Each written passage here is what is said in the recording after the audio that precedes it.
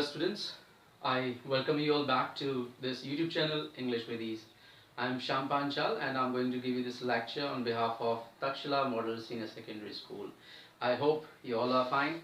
So students, today I am here with a new chapter, and this chapter has been taken from class 9 book Beehive, and this is a chapter of English poetry. So today we are going to have a chapter of English poetry. I have written something on board, as you can see. This chapter is from class 9. The title of the poem is Rain on the Roof. This poem has actually been written by Coach Skinny. Coach Skinny, who was an American writer. He was a politician, journalist and a poet. Right? He was born in the year 1826. He was a 19th century American poet, and he died in the year 1904. This poet, Coach Skinny, actually became famous all over the world with his poem, the present poem that we are going to read, Rain on the Roof. So Rain on the Roof was one of his most famous poems. So students, let us now just take a look at the theme of this poem that we are going to discuss today. The theme of this poem is nature. Nature, as well as we can say rain, right? Because as you can see, the title says Rain on the Roof. So in this poem we are going to read about rain. The effect of rain, how does it just affect its observer, right? So the theme of this poem is nature or rain, and what is the message that the poem gives? The message is that nature has the healing power, right? Nature has what? Healing power. How does nature have healing power? Any beautiful form of nature is enough to remove darkness from your heart, right? So there is a poet, a famous poet, John Keats, who has written that a thing of beauty is a joy forever, right? Similarly, nature and the things which belong to nature, and if they are really very beautiful, so these beautiful things of nature have the capacity to remove darkness from the melancholy hearts, right? From the sad minds. So this is what we are going to read about in this poem. This is a very interesting poem, right? And it gives us a very deep meaning. So it's stanzas. Let me just tell you what we are going to discuss in this poem. We are going to discuss the detailed explanation to stanzas. There are 3 stanzas in this poem. When we are going to discuss these stanzas, when we are going to have their explanation, right, I will also tell you where are poetic devices available in these stanzas, right? So we will be discussing what poetic devices as well, along with the explanation of the stanzas. Next thing is that we will just also discuss the rhyming scheme of these stanzas, right? So these are the things we are going to do in this lecture today. So students, let us begin the explanation of stanza number 1, right? Let me just first of all give you a brief overview of the poem, right? This poem is actually about the poet's observation, poet's feeling. Poet is actually one night sleeping on his bed, and his mind is very sad. But apart from being very sad, apart from having a very sad mindset, the poet feels delighted to hear the sound of rain falling on his roof. And the poet believes that this rain falling sound is actually so pleasing to him that this sound of the rain takes him back to the old memories of his past, the old memories which were not only old but also golden, right? So this is what we are going to read in this poem about, right? So now let us just discuss these stanzas, and let me tell you one more. Just make it clear that we are going to discuss the poetic devices as well, along with the stanzas explanation. So I want all of you to be attentive while I just give you the explanation of the stanzas, right? So we have the stanza number 1.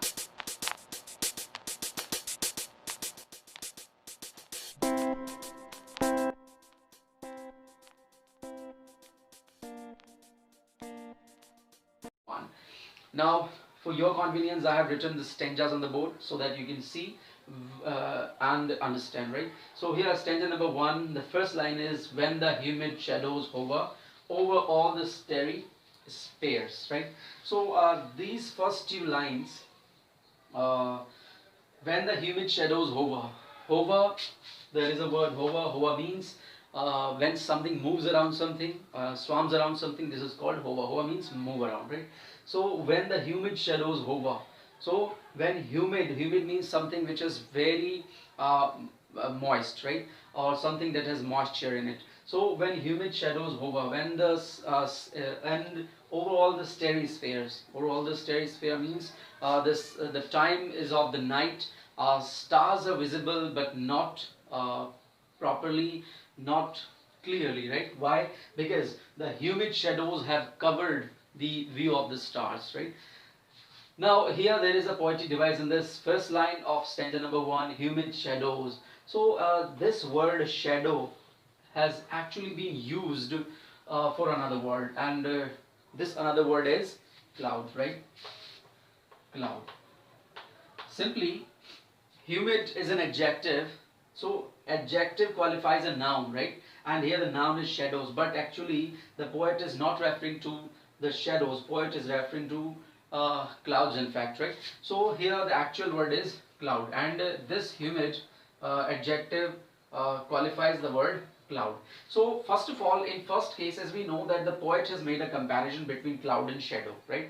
And we have already read in the last two poems that we have discussed here that comparison, when the poet uses the poetic device for comparison, there are two poetic devices for comparison in our syllabus, right? First one is simile and the second one is metaphor. So simile means comparison with the words like and as, right? But metaphor means comparison between two distinct objects, right? Two different objects. So here we can see that cloud and shadows have nothing in common with each other, right? Still the poet is making a comparison between these two things. So here in place of word cloud, the poet has used what? Shadows. So shadows is actually a metaphor for the word cloud.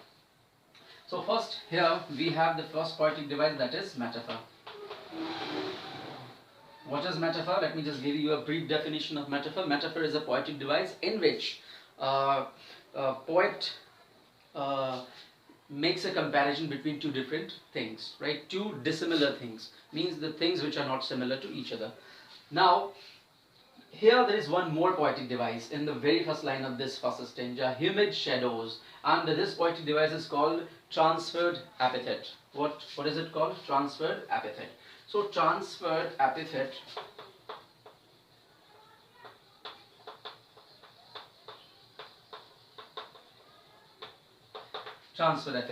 Epithet here means adjective. So this means an adjective has been transferred. How is actually an adjective transferred? So here we see that humid humid qualifying what? Shadows. But this shadow is actually not the particular word or not the actual noun. The actual noun is cloud. So transferred epithet is a poetic device in which an epithet or an adjective qualifies such a noun which stands for something else or which stands for some other noun. So here we can see that humid, which is an adjective, this adjective qualifies shadows, right? And this shadow actually stands for another noun, and this noun is cloud. So when an adjective qualifies such a noun which stands for some other noun, means in place of that noun there should have been used some other noun. So this example or such type of example is called what? Transferred epithet. There is one more example of transferred epithet, and this is in this line, in the third line of this stanza. So I'll clarify this thing to you when I just come over to this third line of this stanza. So here in the first two lines, when the humid shadows hover over all the starry spheres, the poet wants to say that it is the time of night and the stars are visible but not clearly because the clouds have covered the stars and the view of the stars is not properly or perfectly visible. Now, and the melancholy darkness gently weeps in rainy tears. So here in the first line we have read about two poetic devices. One is metaphor, second is transferred epithet. Now let us move on to the third line. And the melancholy darkness. Melancholy darkness gently weeps in rainy tears. Right? So melancholy darkness. Darkness is never melancholy. Similarly, shadows are never humid. Similarly, darkness is never melancholy. Melancholy, the word melancholy means sad. So darkness is not sad. So what is actually poet referring to this word? In which sense is poet referring to this word darkness? The poet wants to say that the mind of the poet refers to the mind of the poet. Here this darkness is actually the mind of poet. So, and the melancholy mind of the poet, or melancholy state of mind of the poet weeps in rainy tears. Darkness never weeps, right? What weeps? Mind, or the poet weeps, right? So this is also an example of transferred epithet. How? Because this noun darkness actually stands for the poet's mind, for the poet's mind, or poet's state of mind of a poet, right? So, and the melancholy darkness means melancholy state of poet's mind weeps in rainy tears. So simply we can see that it is the time of night, the rain is falling, right? And the poet is not in a very happy mood. The poet is very dejected, he is very sad, right? And this sad situation is reflected, or the sad mind of the poet is reflected in the form of rainfall, right? The night is also weeping, like the poet is in a very sad state of mind, and he also seems to be weeping. So this is quite reflective in comparison to the poet's state. So here, and the melancholy darkness, this is an example of transferred epithet. So, and the melancholy darkness gently weeps in rainy tears. Here, weeps. Can you recall what kind of poetic device is here? Gently weeps. So here we have already read in the previous poem, that was previous poem was the poem written by Subramanya Bharati, that was Wind. Yes, wind. In the poem Wind, we read about personification, when when human qualities are given to non-human things. Similarly, here gently weeps in rainy tears. What weeps? Here the mind of the poet, or the darkness, right? So this is the human quality which is applied to the poet's mind, or the darkness. So this is an example of personification. So weeping is a quality that is associated with the humans, right? But it is now applied to darkness, or the poet's state of mind. So this is an example of personification. So in these first four lines of stanza number 1, we come to know it is the time of night. The poet is quite dejected. He is not very he's not in a good state of mind, right? And the situation or the condition of the poet's mind is reflective to the present situation, that is the time of night and the rain is falling, right? Now let us move on to the next four lines of this stanza. I have made a quite mess by writing things over on the board. So now let us just read. This is the actual line number 5. So what a bliss to press the pillow of a cottage chamber bed. Now the poet's tone changes, right? And now poet says that despite of all the negativity, the poet first of all sees the rainfall as a negative effect, right?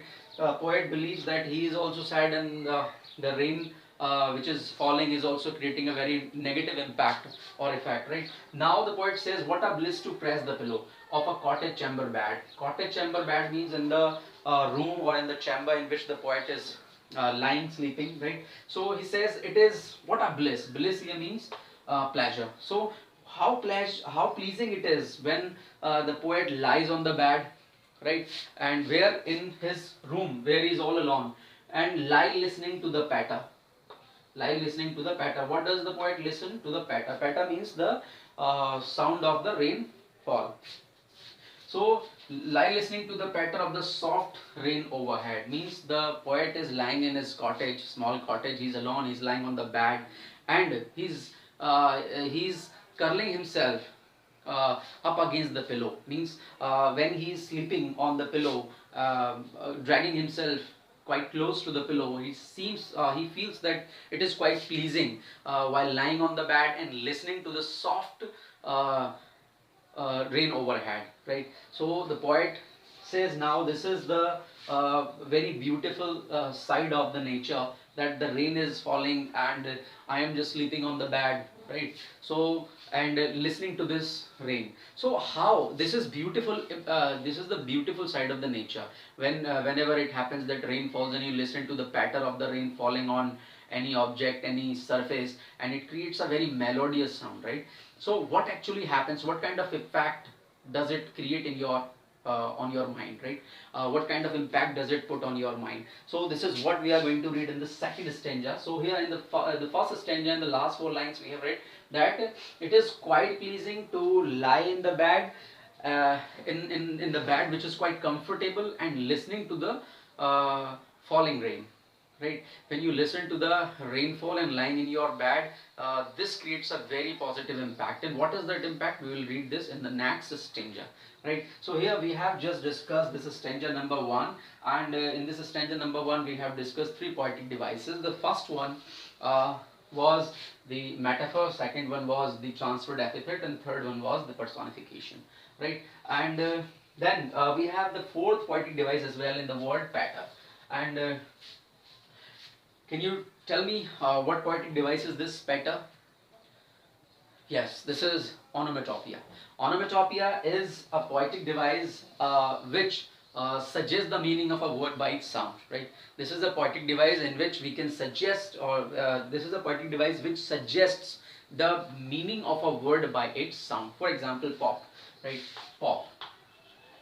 This is a word in English, pop, and this suggests what? When you drop something into the water over some distance, what happens? It creates a pop sound. So this word pop actually suggests the meaning of the word pop. Similarly, patter is a word which suggests the meaning of this word by its sound. Patter means continuous flow of rain on a surface, right? When consecutive drops of rain fall on a surface, they create pat, means patter sound. What sound? Patter sound. So this is here we read about the poetic device that is called onomatopoeia. Now we have discussed the stanza number 1. Now let us move on to this stanza number 2.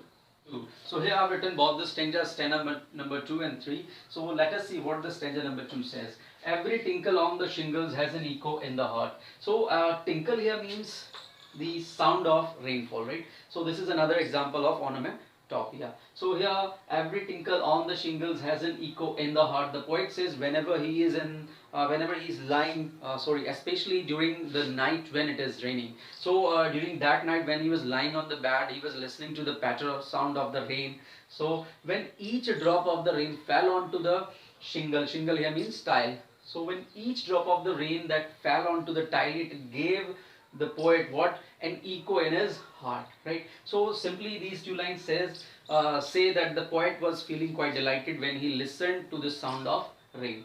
Now, and 1,000 dreamy fancies into being busy start. These 2 lines give us the answer to the question that I put up before you at the end of this explanation of stanza number 1. I asked you what kind of effect did the rain create in the mind of the poet? It was a positive effect, but how? So these 2 lines give us the answer. And 1,000 dreamy fancies into being busy start. The poet wants to say that 1,000 dreamy fancies here means memories, golden memories of the past. So when the poet is lying on his bed, he is feeling quite comfortable. He is curling himself up against the pillow. So what happens when he listens to the sound of the rain? So this sound of the rain does what? Takes him to the recollections of the past, to the happy memories of the past. So lot of happy memories of the past become alive in front of him, and 1,000 recollections wave their air threads into woof. So what happens? Lot of memories of the past start converging to a point in the poet's mind, right? And they start waving their air threads. So these memories do what? These memories wave. Wave here means to create something. So they start creating what? Air threads. So this word air threads. Threads here means what? Threads here means memories. So wave their air threads into woof means all the memories. There are a lot of memories in which converge on a point, and they begin to appear like a woof. Woof here means a group of threads, a group of something. So it becomes a group of memories, right? So lot of memories just come together to a place and they become a woof, a bundle, right? So they become piled up. as I listen to the patter of the rain upon the roof, right? And here this word threads actually has been used for memory, so we can say this is an example of metaphor, right? Poet has used threads as a metaphor for memories. As I listen to the patter of the rain upon the roof. So this is actually an answer of the question that I asked you at the end of the explanation of stanza number 1, that what kind of effect does the rainfall create in the mind of the poet. So what happens when the poet listens to the sound of the rain? The sound of the rain is so pleasing that poet feels quite lost in the memories of the past, the happy memories of the past, right? And these memories are not more than 1, 2 or 3, more than 1, 2 or 3, that's right. These memories are too many, right? There are so many memories, and these memories just come together and become what they form a woof. Means there are a lot of memories combined together, and they are and twinned, right? So now this is the end of the stanza number 2, and now let us move on to stanza number 3. In stanza number 3 we'll come to know what kind of memories are these, right? So these are the memories. The poet is taken back to the old memories, but what kind of memories are these? In this stanza we'll come to know the answer. Now in my memory comes my mother. The poet says, now in my memory comes my mother. So this is the memory of his mother. Means when he was a child, his mother used to take care of him. His mother used to do something to him. So all these memories just become alive in front of him, right? So now in my memory comes my mother as she used in years agone. When the poet was a child, when in his childhood, like his mother used to treat him, she used to come to him, talk to him the way, right? The way she used to talk to him, the way she used to treat him, the way she used to feed him. Similarly, like she used to do these things quite so many years ago. So in the same way, the poet's mother comes in his memory now, right? The poet imagines that his mother is in front of him, to regard the darling dreamers before she left them till the dawn. So the poet now says that, like when he and his siblings used to be sleeping, right, and his mother used to come in the room and she just used to wish them good night, right? So the poet believes that it is still the time of night and he is sleeping, and that his mother has come right in front of him, and she has come to do what? To bid him a good night, right? So this is what the poet says. And here, to regard the darling dreamers, this is also an example of metaphor. That word darling dreamers is actually used for the siblings and the poet, right? The poet and his siblings. So the poet and his siblings were quite loving to the mother, and that is why to regard the darling dreamers before she left them till the dawn. Dawn means till the morning time. So when mother used to come to the poet to wish them good night, right? So the same memory becomes alive in front of the poet right now when he listens to the sound of the rain. Now the poet says, "Oh, I feel her fond look on me." So this line shows that the poet's mother used to love poet maybe more than other siblings of the poet. So he says, "Oh, I feel her fond look on me." Means the mother especially gives a very fond look to the poet.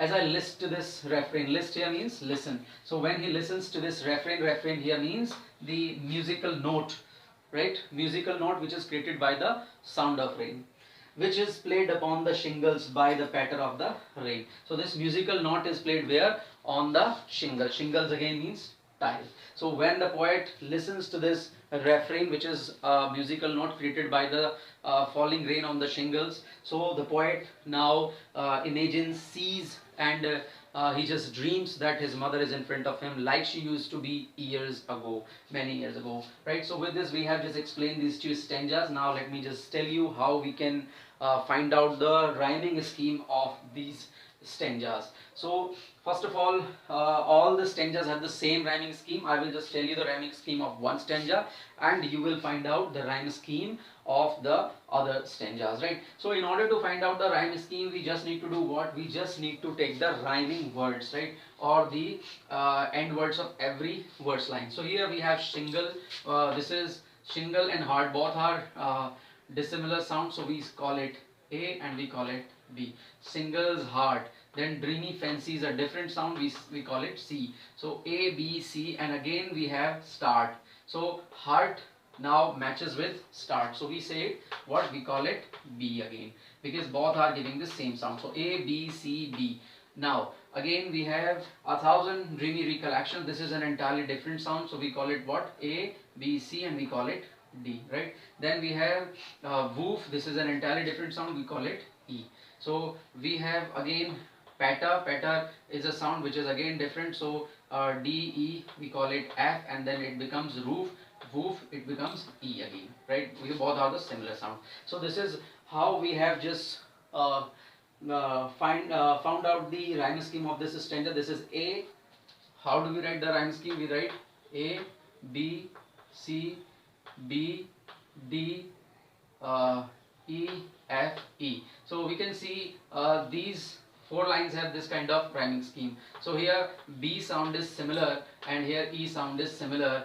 Means every second sound is similar to the fourth sound.